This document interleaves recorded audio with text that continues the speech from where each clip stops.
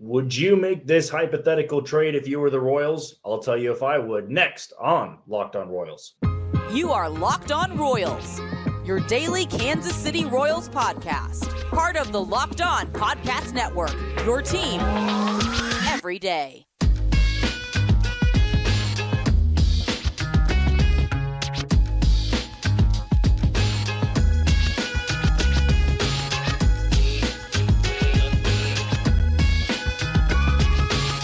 Thank you for tuning in to another edition of Locked On Royals on the Locked On Podcast Network. As always, I'm your host, Jack Johnson. You can follow me on Twitter at JohnnyJ_15. That's at JOHNYJ_15. Also, be sure to give me a follow on Instagram and on TikTok. You can find us pretty easily over there at locked_on_Royals.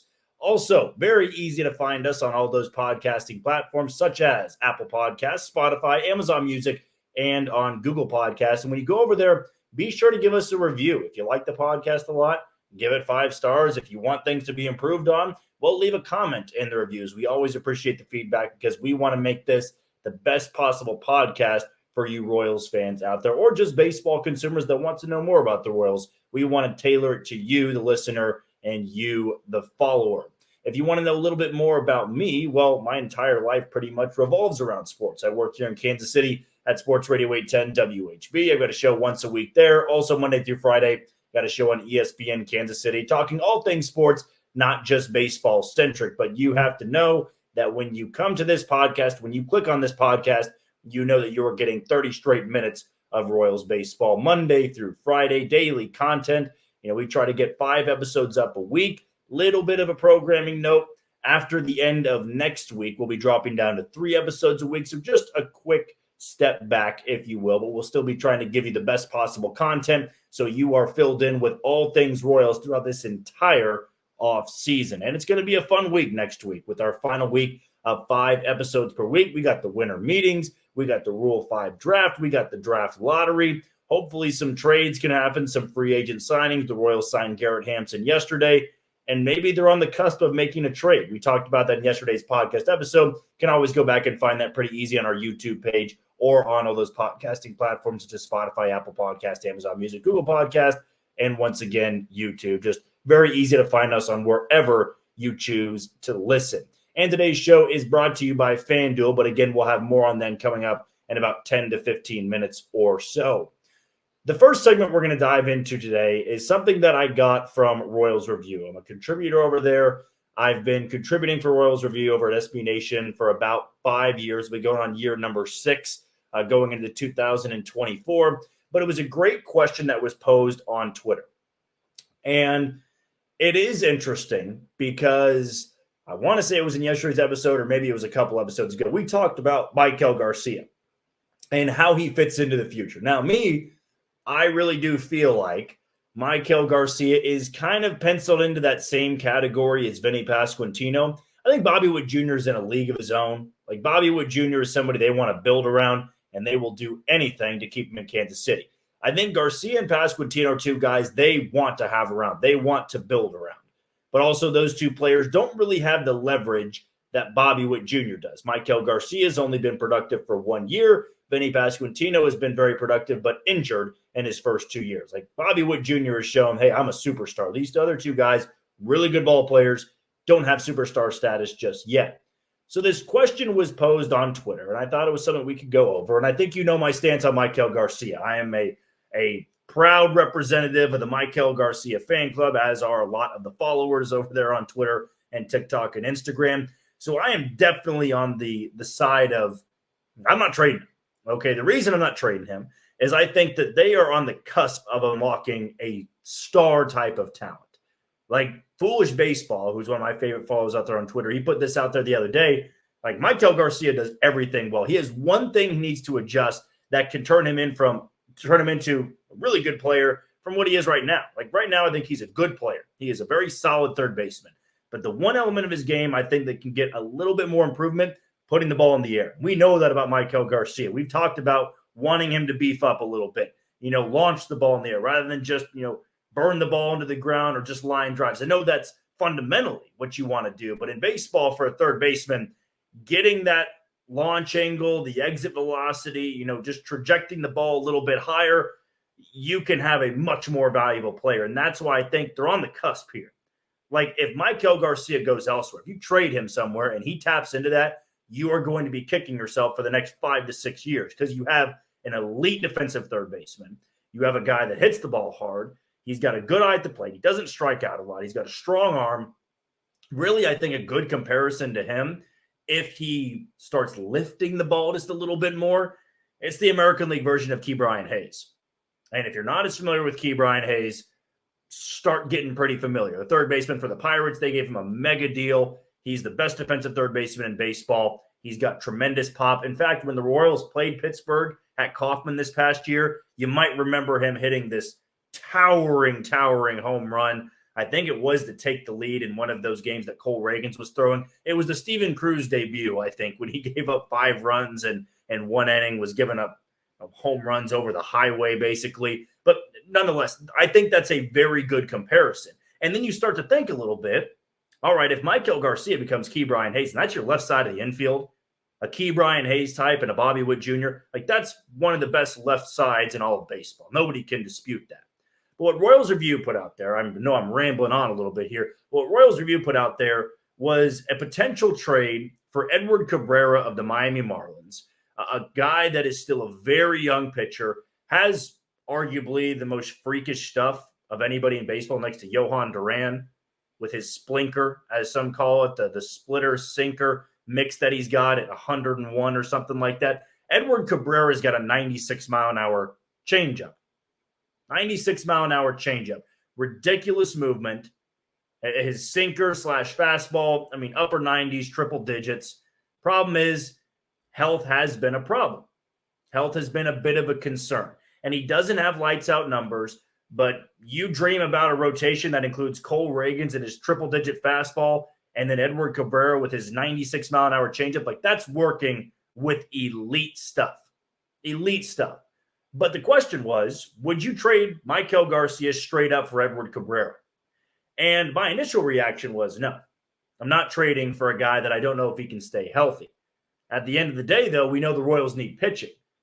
And it also begs the question, how ready is Caden Wallace? If Caden Wallace isn't ready, well, then you're just throwing away your cornerstone piece at third base for the next 4 to 5 years for a guy that may or may not get healthy.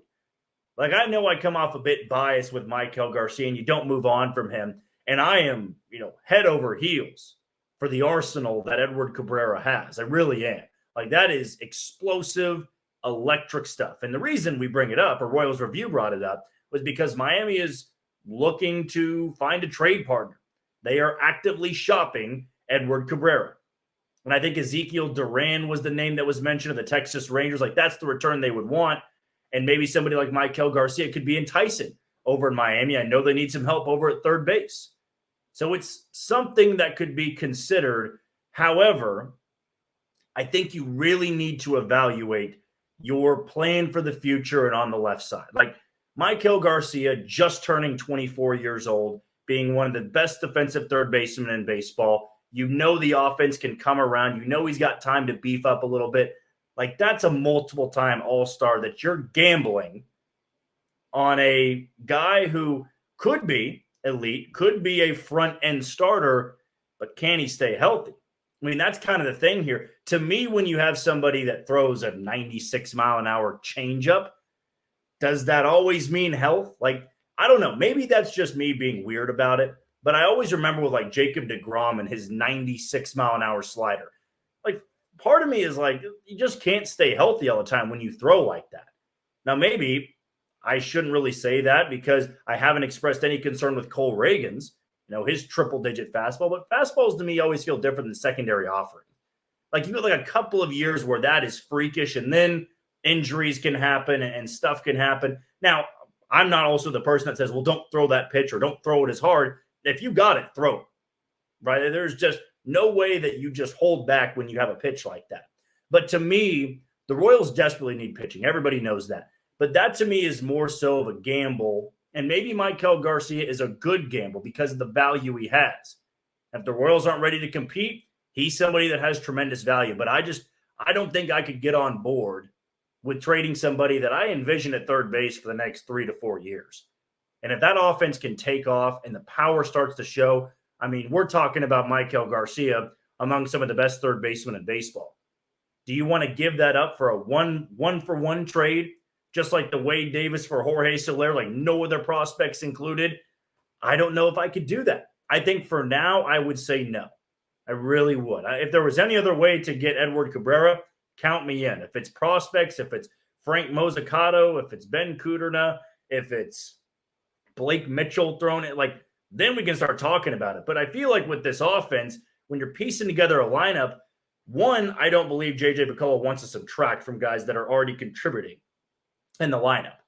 Like I remember that being something he said last year. We're not looking to subtract guys that we find very valuable, young, under control. I just feel like you found something here in Michael Garcia, and he's on the cusp of really breaking out. I'm not ready to gamble that just for one guy that may or may not become an ace. I feel much more sold on Garcia becoming something than Edward Cabrera on becoming something. But hey, that's just one man's opinion. Leave your comments below on YouTube or on Twitter. Follow me at JohnnyJ_15. Okay, the next thing I want to dive into is the draft lottery that's going to be coming up and the Royals and where they're going to fall. I know it's all up to odds, it's percentages, but I'm going to tell you my takeaways on why I believe there should not be a full-on panic if they don't get number one, but also a little bit of my disappointment if they don't get the number one pick. Draft lottery talk coming up next on Locked On Royals. You are tuned into Locked On Royals on the Locked On Podcast Network. I'm your host, Jack Johnson. You can always follow me on Twitter at JohnnyJ_15. That's at JOHNYJ_15. You can also catch us on TikTok and Instagram at Locked_on_Royals. Before we go any further, let's give a shout out to the title sponsor today in FanDuel. It's the perfect time to go and create your FanDuel account. So as the weather gets colder, we know it's getting colder here in Kansas City, the NFL offers stay hot on FanDuel. Right now, new customers get $150 in bonus bets with any winning $5 moneyline bet. That's $150 if your team wins. If you've been thinking about joining FanDuel, there's no better time to get in on the action. The app is so easy to use, and there's a wide range of betting options that include spreads, player props, over-unders, and more. So visit FanDuel.com/lockedon and kick off the NFL season. FanDuel, the official partner of the NFL. We're now just about 4 to 5 days, I believe, away from the draft lottery, which you'll be able to see on TV. I think it's next Tuesday. All the full, dates matched out. If you follow me on Twitter again, I'm going to be putting out, where you can find these, what's going to happen on what day next week when the winter meetings start happening. Follow us on Locked On Royals. We're going to have you covered on that. But the MLB draft lottery, I think to a lot of fans, is the one thing that you are going to stop what you're doing and listen in or watch. If you are a big-time baseball fan, some of you, it doesn't really matter. But I imagine if you are listening to this podcast and you are intrigued by some offseason content for a team that just lost 106 games, well, the reality is you care. You care about the draft lottery, and you're going to be on the edge of your seat when that raffle starts going and the ping pong balls start, bouncing around, and they pull a ping pong ball out, and boy, the feeling that'll wash over you if the first name selected is the Kansas City Royals, who haven't had a 1-1 pick since 2006, Luke Hochevar. Hoch was the last 1-1 pick the Royals had. And this upcoming year, I think everybody is wanting to just feel rewarded for sitting through a season like that. To watch a team lose 106 games, never be in it. Seriously, the reality was the Royals, by the end of the first week, were out of it. They never even remotely sniffed contention. Not in the first 10 games. They were out of it by then. So legitimately, when you watch this team from April to September, none of those games mattered for postseason contention. So you're probably the fan going, if I had to sit through that, a team that was assembled that never had any money put into it, Jordan Lyles was out there making 30 starts with his 6.7 ERA. If I had to go out there and watch that, it is all worthwhile, at least a little bit. It lessens the sting. It's like, I would say, Neosporin. You get a cut, stings a little bit, you put that on it, and numbs the pain. It doesn't completely take the cut away. It doesn't completely heal it. It just takes the pain away for a little bit. If we see the Royals name pop up, and they're the 1-1, I got to say that makes me feel really, really okay with losing 106. Because the reality is, when you lose that many games, 106, you don't accidentally lose 106. At least I don't believe so. You don't go into a off-season meeting. You don't start assembling a roster and say there's no way they lose 106. I think the Royals last year hoped for better, but in the back of their mind, they thought this team could lose 100. I mean, they would have had to. The way the American League looked, you couldn't have any easy outs with opponents you played, just overmatched. There's no way J.J. Picollo, you had front office personnel when they brought in Matt Quatrero and Brian Sweeney and Zach Bove and Paul Hoover and even John Sherman in these meetings, Gene Watson, everybody collectively. There's no way everybody in the room said, they're not losing 100. This team's going to compete. I think they thought it'd be better than 106, but in the back of their mind, they thought we may lose a lot. But if we're going to lose a lot, we need to have the reward of we're picking top 2.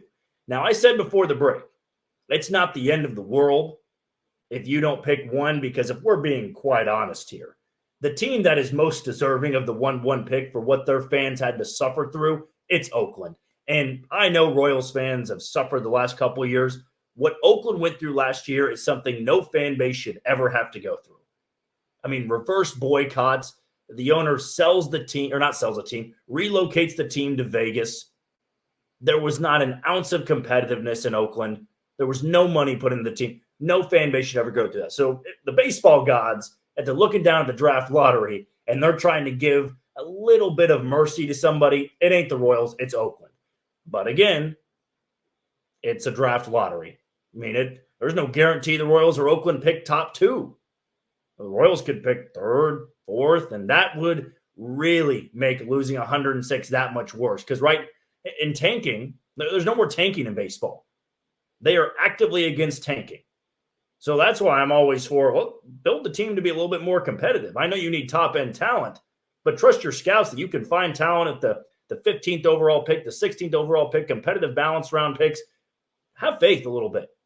And am I sold the Royals are going to take the right guy at 1? That's the pressure, too, of taking 1. And the reason I said this before break of I don't want to panic if somebody other than the Royals gets the top spot, because some people would argue when you have a loaded class, and this is a loaded draft class, picking 2 is not that bad. I mean, the Royals got Bobby Witt Jr. at 2, and they would have been just fine taking Adley Rutschman as well. The pressure was on Baltimore, who went with Adley Rutschman, who then became an all-star. And this year, Bobby Witt Jr. was a more valuable player than Adley Rutschman. But I think both those teams are happy with who they got. So, the number 2 pick, sometimes it's a less stressful spot. In fact, I'd say most times it's less stressful. Because when you pick 1-1, if that player doesn't pan out and number 2 does, you look like an idiot. No, if you pick 2 and the 1-1 guy, if it wasn't the Royals, is a star, nothing you can do about it. You couldn't have taken him in the first place. But it's got to be top 2 for me. It has to be top 2. If I see another team other than Oakland pick ahead of Kansas City, the rage that I will have on this podcast, the ranting that will ensue if the Royals are not picking 1 or 2 following 106 losses, it may go on longer than 30 minutes. I may have to do 2 episodes in one day if that's what we get. If the Royals pick 3rd or 4th, 3rd, about 90% rage. Anything out of the top 3, 120% rage. I'll keep it clean. Don't worry, I'll keep it clean. But this draft lottery has got me having knots in my stomach. Because last year, the Royals lose, 97? Or 2 years ago, I should say. Lose 97 and draft 8th. Like, that's pain at its finest. Minnesota getting to draft ahead of Kansas City. Give me a break. If that happens this year, if Colorado, who had 3 more wins than the Royals, that's probably my tier list. That's my tier list. If it's Oakland and Colorado and then Kansas City, I'm going to be real mad just because Colorado's ahead of Kansas City. If it's Chicago, if the White Sox get the 3rd spot or the 1 spot, if that happens, I don't know how I'm going to be able to stomach it. I'm really not sure. Because to see this team tie its franchise record in losses and then not get a top 2 pick, because the guys that are out there, J.J. Weatherholt, Chase Burns, there's the 1-2 to me so far. Jack Caglione, another guy that would be a very high upside, but a little bit of a risky top 2 pick. There's so much talent. There's prep talent. But if the Royals don't pick top 2, it is going to be a doozy of a show, which some of you may be entertained by. Let's be honest. You may want to see me rant about it, but right now I'm just starting to get a little bit more nervous. As the days start counting down to the draft lottery, I feel like somebody's got to toss us a bone. Us, I say, the Royals. I'm not one of the guys that expresses it we or us when talking about the team. I don't play for them. But if Royals fans have to suffer through that, I guess we can suffer through it together. We already did it for a 106-loss season. I don't know if I could do it for the draft lottery after what we just witnessed. But hey, it's going to be coming up next week. We'll keep you posted either on my Twitter account at JohnnyJ_15 or just on our podcast in general at Locked_Royals. Before we move on to our final segment, I want to give a shout out to something we're very excited about in the Locked On Podcast Network, and that's the first ever national sports 24/7 streaming channel on YouTube. Locked On Sports Today is here for you 24/7, covering the top sports stories of the day with the local experts of Locked On, plus our national shows covering every league. Go to Locked On Sports Today on YouTube and subscribe to the first ever national sports 24/7 streaming channel. Very excited about it. Go and subscribe after watching this podcast episode today. When we come back, we're going to talk about J.J. Picollo's comments on signing Garrett Hampson. Do we agree with what he said, or are we a little bit ticked off with what he said? I'll give you my thoughts next on Locked On Royals. You are tuned into Locked On Royals on the Locked On Podcast Network. I am your host, Jack Johnson. You can follow me on Twitter at JohnnyJ_15. That's at JOHNYJ_15. And the last thing we're going to dive into is J.J. Picollo's comments about the signing of Garrett Hampson heading into the winter meetings. And also, I kind of, didn't really even touch on this at all from earlier today, but the Royals did add another coach to their dugout, or might be in the dugout, might just be around the team. But they brought in Joe Dillon as their 3rd hitting coach. They have Alex Zumwalt, Keone Duren as well. Dillon was once drafted by the Royals back in the late 90s, but then he spent time as a coach working with the Nationals when they won the World Series. He's an assistant hitting coach then, and then spent time with Philadelphia in 2020, 2021, and that was around the same time when Bryce Harper won his MVP, which would have been a huge contribution on Joe Dillon's part, at least maybe partial contribution. I shouldn't give all the effort or all the help to him or all the credit to him, but he was at least giving some tips and might help the Royals a little bit more. Just having a different voice, a new voice, somebody that could have a change of mind in the dugout. And they had been talking about that a little bit in the offseason, that they wanted to add another coach. I think J.J. Picollo actually mentioned it in his season in review press conference, that they were looking into adding another coach to that hitting department, to that scouting department, and they now have one in Joe Dillon. But speaking of J.J. Picollo and what he had to say about the signing of Garrett Hampson yesterday, this was actually done in an article by Annie Rogers, beat reporter of the Kansas City Royals. And Picollo mentioned that he's a player that they had a lot of interest in over the last couple of years. And we thought about the offseason. We were thinking about how we need to put a team together and what we need. And that's a full roster, a deep roster. The more versatility you can get, the better off you're going to be. With Garrett, we're getting somebody who can play the infield, somebody who can play the outfield, and obviously fits the right-handed piece for us. Annie Rogers also went on to say that Hampson is a guy that's not going to be playing every day. He kind of provides the depth piece and fills the role that Matt Duffy left, so that should give Royals fans some relief. However, we discussed this a little bit yesterday of the move for Garrett Hampson makes you wonder, is a trade on the horizon? Are they going to be looking into adding another piece or two to the pitching department by flipping a Nick Lofton, a Michael Massey, a Drew Waters maybe?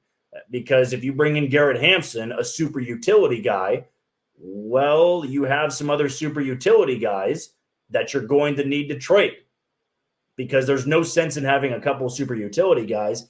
I think for JJ Picollo, what I should have said this earlier, because I would have felt good saying this before this article came out, but I almost want to say yesterday when Garrett Hampson was signed I guarantee you the Royals have been interested in Garrett Hampson for like 2 to 3 years, just because of the player makeup, the player profile. He's a speed guy. He plays everywhere. He's a gritty talent. And to me, that's something where you look at it and go, man, that's the most stereotypical Royal ever. Somebody that values speed, plays everywhere. I know they value defense. Garrett Hampson's not that great defensively. In terms of hitting, not the most scary offensive threat, I guess I should say, but he is coming off a career year. Like, that to me is a good sign of the Royals signing somebody. Hey, you're taking somebody who last year showed I can be a good contributor off the bench. And Andy Rogers also wrote down in the article that they like the fact that his on-base percentage was .349 last year. The team average for the Royals was .303, one of the worst in all of baseball. So if they're going to be looking for bats, if they're going to be looking through the free agent market, or they're going to be looking through trade, well, you got to find high on-base guys that consistently get on base. I'm not just trying to hammer the point of Brad Pitt and Moneyball, Billy Beane, just he gets on base. But that is how the Royals need to assemble their roster. How do you think this team gets better offensively? You have more guys that get on base. What good is it to a team if you're fast, you have speed, and you can't get on base? You have no value, no offensive value whatsoever. But if you find guys that can get on base, it's going to make the whole lineup better. It's going to put Bobby Witt Jr. in better spots to drive in runs. Vinny Pasquantino, Garcia, MJ Melendez, Salvador Perez, Michael Massey. Across the board, these guys will have better opportunities, and the lineup as a whole is going to improve. We see this all the time with bringing in a new piece, or when they're assembling a roster. When you bring in consistent bats, guys that have done it before, for lack of a better term, it's going to make the whole offense better, right? You can't just bring in guys that maybe did it 2 or 3 years ago, played well 2 or 3 years ago. Well, they can do it again. Well, they tried that with Franmil Reyes last year. It didn't work. I wasn't totally against the signing, but Franmil Reyes, his major league career was pretty much all but done. Garrett Hampson, I don't think his career is done, but I also think he improved a lot going from Colorado to Miami because Miami's lineup was better. Even in a hitter-friendly ballpark like Coors Field, Garrett Hampson didn't have much talent around him. Not that he was an uber-talented player, but lineups get better when you have better hitters around them, guys that are struggling. Like, take Michael Massey, for example. You build a really good lineup, guarantee his numbers are going to go up. Hitting is contagious, and when guys have to see pitches, like if you put Michael Massey in the 7 spot and the 8-hole hitter, not a great hitter, but somebody you don't want to see with Michael Massey on base, well, Michael Massey's going to get pitches to hit. That's why they put somebody like Salvador Perez in the 4-hole, and they'd have a Bobby Witt Jr. or Melendez at 3, because those guys have to see pitches. They don't want to put somebody on for Salvador Perez. So you build that lineup. You make it a little bit more consistent. I mean, I think what JJ Picollo said is fine. It's a depth piece. They went after a depth piece. The way they're assembling their roster, they wanted a right-handed bat with how many lefties they have. They want a guy who got on base. He got on base at a .349 clip last year. Makes sense. But he also says the top priority is pitching. Well, when is that going to start? And one last thing that really caught my eye, Andy Rogers wrote down that JJ Picollo said that they were in on some pitchers that signed elsewhere. I think Kyle Gibson makes a lot of sense. Emilio Pagan, maybe Lance Lynn because of his price tag. You could have brought up a couple other guys, Luis Severino. Maybe these one-year deal guys the Royals were interested in talking with, but in the end, those players either wanted more money or they just wanted to go to a better fit for them. But the clock is ticking. You've heard me say that over and over and over again. Clock is ticking. You got to start acting on this pitching department because you can't be left with the scraps. And if you do, you're going to be barreling toward another triple-digit loss season. Well, that is going to do it for another edition of Locked On Royals and the Locked On Podcast Network. I've been your host, Jack Johnson. You can always follow me on Twitter at JohnnyJ_15 and give us a follow on Instagram and TikTok at @locked_on_Royals. Before we wrap things up, one last shout out to something we're very excited about in the Locked On Sports Today channel. It's here for you 24/7, covering the top sports stories of the day with the local experts of Locked On, plus our national shows covering every league. Go to Locked On Sports Today on YouTube and subscribe to the first ever national sports 24/7 streaming channel. Tomorrow, we're going to have our Mailbag Friday segment and get to all the questions that you Royals fans sent me. But until then, you take it easy, Kansas City.